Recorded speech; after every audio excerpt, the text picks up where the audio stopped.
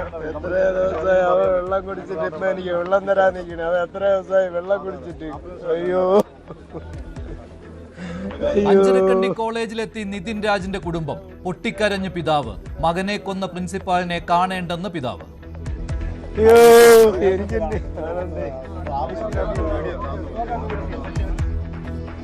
കുടുംബത്തിന് 10 കോടി രൂപ സർക്കാർ നഷ്ടപരിഹാരം നൽകണമെന്ന് ആക്ഷൻ കൗൺസിൽ. അഞ്ചരക്കണ്ടി മെഡിക്കൽ കോളേജിന്റെ അംഗീകാരം റദ്ദാക്കണമെന്നും ആവശ്യം.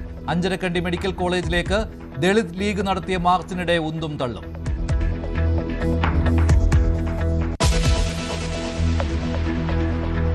ഉഷ്ണതരംഗത്തിൽ വലഞ്ഞ് കേരളം. വേനൽ മഴയും ആശ്വാസമായില്ല. വൈദ്യുതി ഉപയോഗം കുത്തനെ ഉയർന്നു. ഡാമുകളിൽ ജലനിരപ്പ് താഴേക്ക്. അവശേഷിക്കുന്നത് ആകെ സംഭരണശേഷിയുടെ 34% മാത്രം.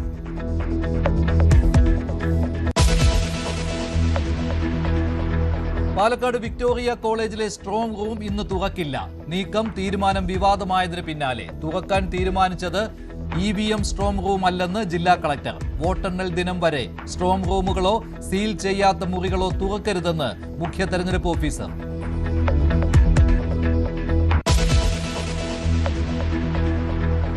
മുഖ്യമന്ത്രിയുടെ മകന്റെ ഗുരുവായൂർ ക്ഷേത്ര ദർശനത്തിൽ വിവാദം. ദൃശ്യങ്ങൾ പകർത്തിയ പ്രാദേശിക മാധ്യമപ്രവർത്തകനെ മർദ്ദിച്ചെന്ന് പരാതി.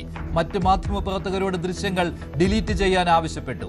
കയ്യേറ്റം ചെയ്തത് ഗുരുവായൂർ ദേവസ്വം സെക്യൂരിറ്റി ജീവനക്കാരെന്ന് മാധ്യമപ്രവർത്തകർ.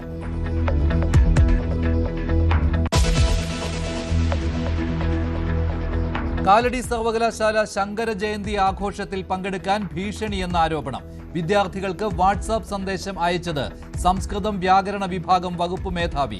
പരിപാടിയിൽ സാന്നിധ്യമില്ലെങ്കിൽ അക്കാഡമിക് ബുദ്ധിമുട്ടുണ്ടാകുമെന്ന് കൃത്യമായി രേഖപ്പെടുത്തി വെക്കും. വെറുതെ മനസ്സിൽ മാത്രമല്ല എഴുതി വെക്കും. ആരൊക്കെയാണ് ഇതിനോട് സഹകരിക്കാത്തത്, ആരൊക്കെ സഹകരിച്ചു എന്നുള്ളത്. അതിനനുസരിച്ചിട്ടായിരിക്കും നിങ്ങൾ അങ്ങോട്ടുള്ള പല പല പരിപാടികളുണ്ടല്ലോ, അറിയാലോ. അവസാന RIC ഓപ്പൺ ഡിഫൻസ് വരെയുള്ള കാര്യങ്ങൾ ഉണ്ട്.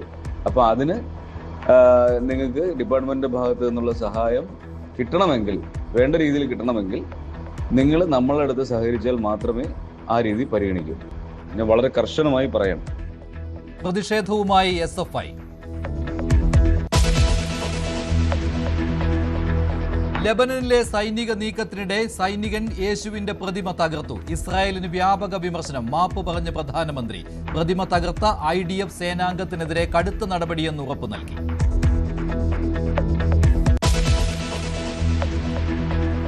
പശ്ചിമേഷ്യയിൽ വെടിനിർത്തൽ കരാർ നീട്ടില്ലെന്ന് സൂചന. ചർച്ചയിൽ പങ്കെടുക്കില്ലെന്ന് ഇറാൻ. വെടിനിർത്തൽ സമയം തീർന്നാൽ നിരവധി ബോംബുകൾ പൊട്ടാൻ തുടങ്ങുമെന്ന് ട്രംപ്. ഹോർമുസിൽ ഉപരോധത്തിൽ നിന്ന് പിന്മാറ്റമില്ല. ചർച്ച നടത്തിയെടുക്കാൻ പാകിസ്ഥാന്റെ തിരക്കിട്ട നീക്കങ്ങൾ.